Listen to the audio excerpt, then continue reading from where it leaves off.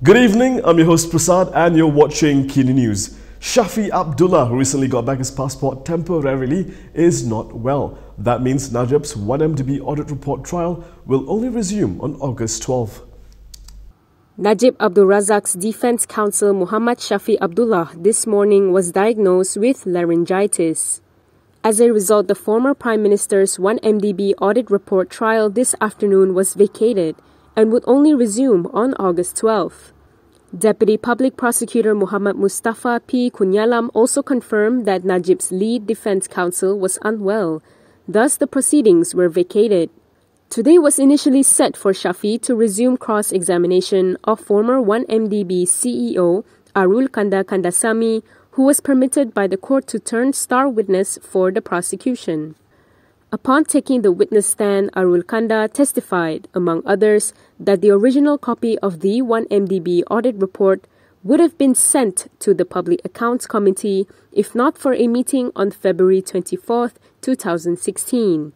Najib is charged with using his position to order amendments to 1MDB's final audit report before it was presented to the PAC to prevent any action against him. Arul Kanda was charged with abetting Najib in making the amendments. As the government scrambles to study ways to cope with the inflation, Bank Negara Malaysia is expected to hike rates again in July and September. Bank Negara Malaysia will raise rates by 25 basis points on Wednesday.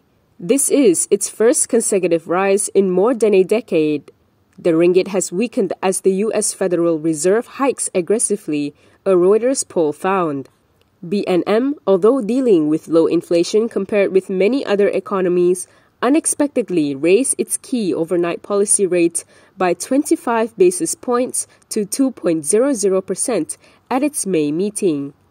All 22 economists in the June 27 to July 1st poll forecast rates to rise by another 25 basis points to 2.25% at the July 6 meeting.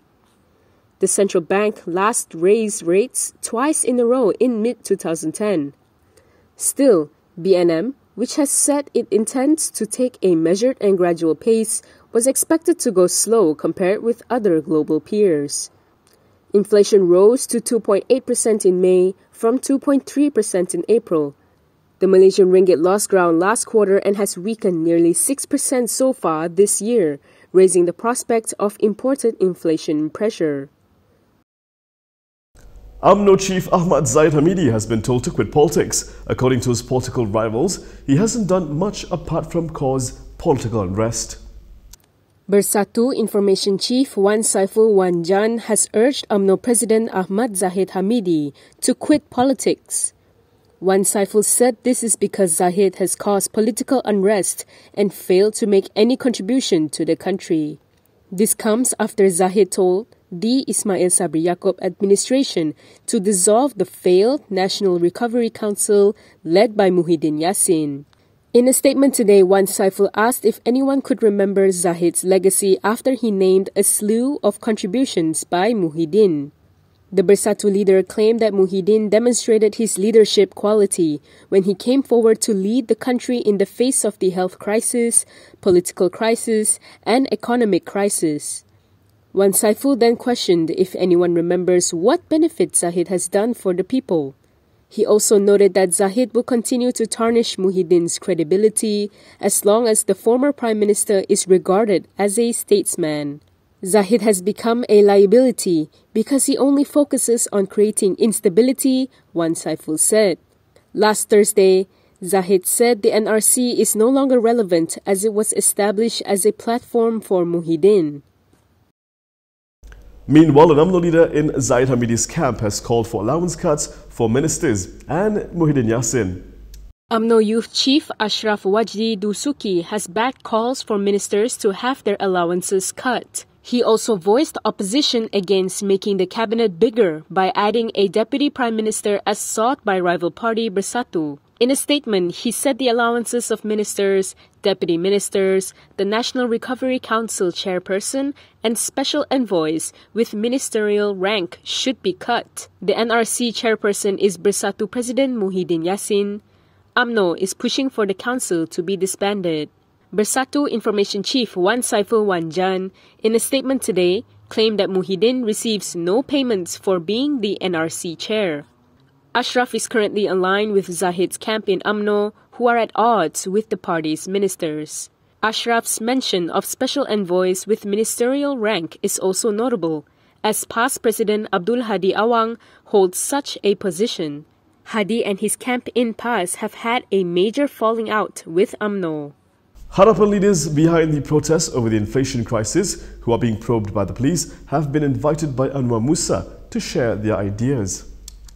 Amanah has rejected the offer by Communications and Multimedia Minister Anwar Musa to meet over the inflation crisis. Yesterday, Anwar said he was willing to hear ideas from the protest leaders. Saya nak tawarkan mereka-mereka ketua-ketua demo tu kalau ada masa datanglah jumpa saya. Saya nak dengar idea, saya pun bukan pandai nak buat seorang. Kalau yang pandai demo tu, kalau dia nak datang jumpa saya, nak bantu saya, nak cari jalan sebab saya nak bekerja. Tapi saya bukan Superman, saya kata. Jadi kalau ada orang yang ada idea bagus, dan memang kita jemput. Ya. Instead, Party Central Committee member Faiz Fadzil made 3 demands to Anwar, who heads the Special Jihad Task Force on Inflation. The demands are to return subsidies on all basic needs, place back approved permits onto imported goods, and provide for all MPs to discuss this issue. Faiz and other party members, Youth Chief Sani Hamzan, Bukit Katil Assembly Person Adli Zahari, and Selangor Exco member Isham Hashim were called for questioning under the Peaceful Assembly Act 2012.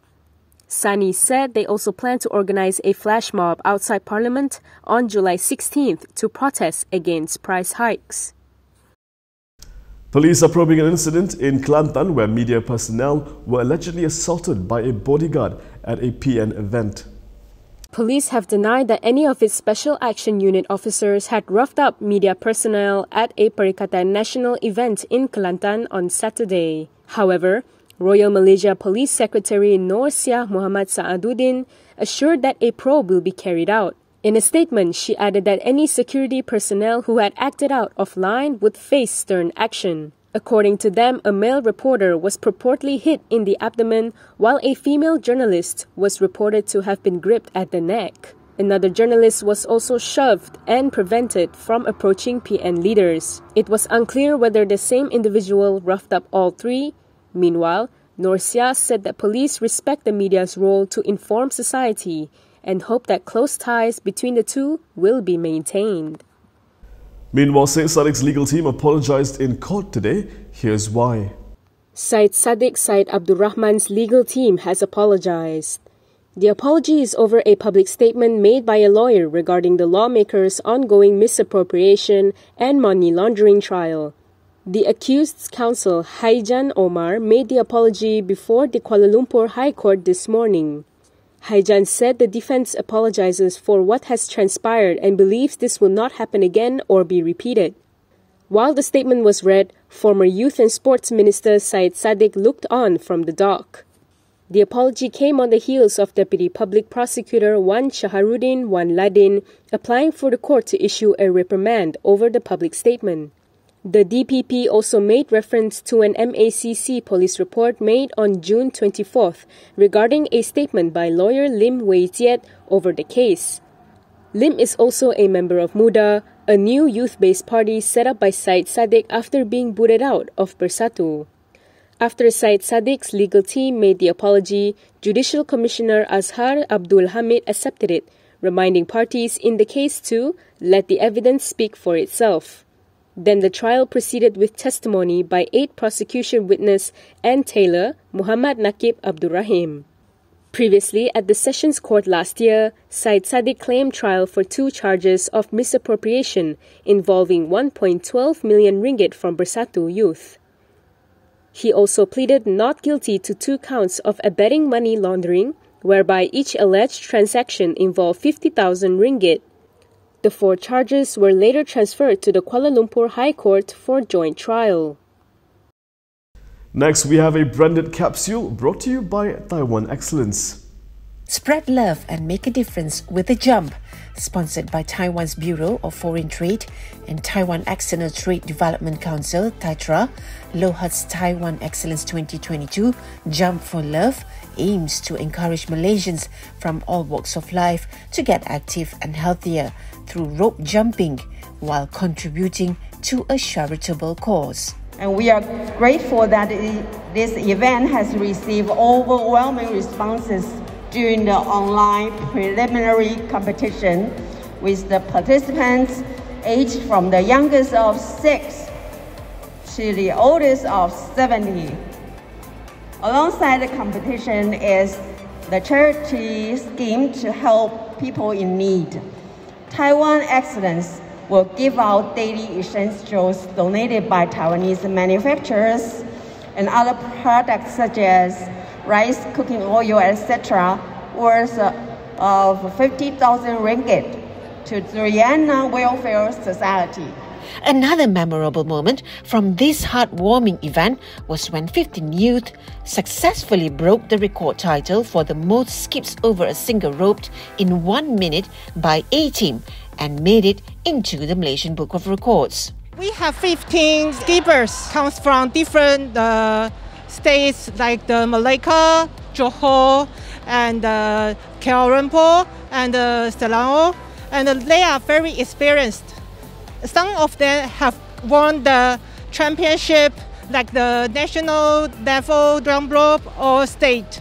Upon achieving the record, Taiwan Excellence will be donating blood glucose monitor kits and eco-ventilation fans as part of their community outreach. Besides featuring 13 award-winning Taiwanese brands, the fun-filled event was packed with a series of home farming workshops, health screening, online promotions and more. Taiwan Excellence product is represent innovations, and we have a slogan of Taiwan Excellence. It's Taiwan Excellence. Everyday essence keeps everyone's life better.